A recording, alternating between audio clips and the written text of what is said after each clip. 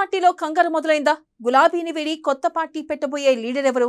Triangle fight లో పై చేయి సాధించేది ఎవరు?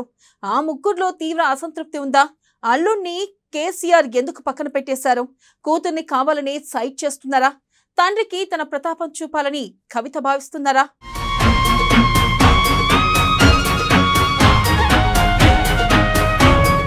బీఆర్ఎస్ లో వేగంగా మారుతున్న పరిణామాలు,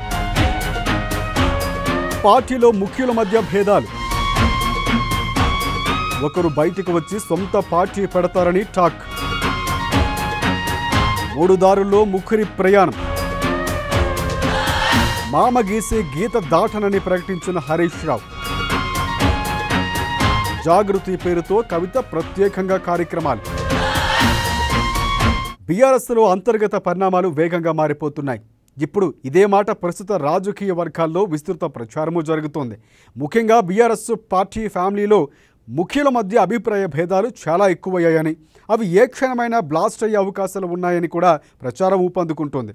పార్టీకి పిల్లర్లుగా ఉన్న వారిలో ఒకరు బయటకు వచ్చి సొంత పార్టీ పెట్టుకుంటారని కూడా అందులో అంటున్నారు.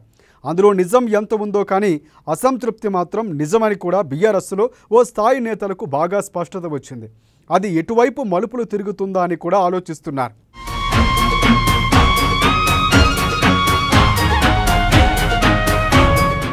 బీఆర్ఎస్కి కేసీఆర్ మూల పురుషుడు అయితే పార్టీని నడిపే పిల్లర్స్గా కేటీఆర్, కవిత, హరీష్ రావులు ఉన్నారు. కేటీఆర్ రాజకీయాల్లోకి రాకముందు హరీష్ రావు నెంబర్ 2గా ఉన్నారు. కేసీఆర్ ఆలోచనలకు తగ్గట్లుగా రాజకీయ వ్యూహాలు అమలు చేసి పార్టీని ఒక రేంజ్కు తీసుకువెళ్లడంలో ఆయన పాత్రను ఎవ్వరూ కాదనలేరు. కేటీఆర్ రాజకీయాల్లోకి వచ్చాక హరీష్ పాత్ర తీసుకున్నారు. 10 ఏళ్ల పాటు చక్రం తిప్పారు. ఇప్పుడు కూడా పార్టీలో ఆయనదే హవా. అలాగే కవిత కూడా తెలంగాణ ఉద్యమంలో కీలక పాత్రను పోషించారు. జాగృతి ద్వారా అందరినీ ఏకం చేశారామె.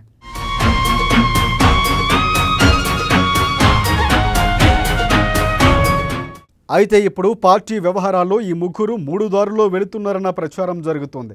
ఒకరి అభిప్రాయాలతో మరొకరికి పొసగడం లేదని, తమకు ప్రాధాన్యత లేదని ఎవరికి వారు అసంతృప్తికి గురవుతున్నారని అంటున్నారు.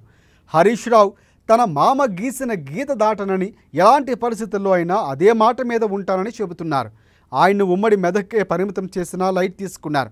గతంలో ఈటెలతో పాటుగా ఆయన్ను దూరం పెట్టిన, అవమానాలు ఎదుర్కొన్న చిన్న మాట కూడా తూరలేదు. ఇప్పుడు కూడా ఆయన అలాగే ఉంటానని అసంతృప్తికి గురయ్యే అవకాశమూ లేదు.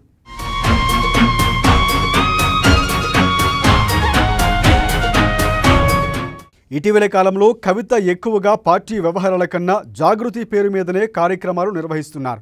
పార్టీ తరఫున కార్యక్రమాలు నిర్వహించే విషయంలో సరైన స్పందన లేకపోవడంతో కవిత జాగృతి పేరుతో బీసీ ఉద్యమం, ఇతర కార్యక్రమాలను నిర్వహిస్తున్నారు. అయితే అంతిమంగా పార్టీ కోసమే అన్నట్లుగా ఆమె చెబుతున్నారు. ఇటీవలే ఆమె పార్టీలో మరింత ప్రాధాన్యం తగ్గించారని, ఎలకత్తుతి సభ విషయంలో అసలు పట్టించుకోలేదని అంటున్నారు. ఇక ఈ క్రమంలో బీఆర్ఎస్ ఫ్యామిలీలో వివాదాలు పెరిగిపోయాయని, పగుళ్లు పూడ్చలేనంతగా వచ్చాయన్న ప్రచారం కూడా ఊపందుకుంది. ఇది నిజమే అయితే సంచలనాత్మక రాజకీయ పరిణామాలకు కారణమయ్యే అవకాశం ఉంది. చూడాలి మరి ఏం జరగబోతోందో.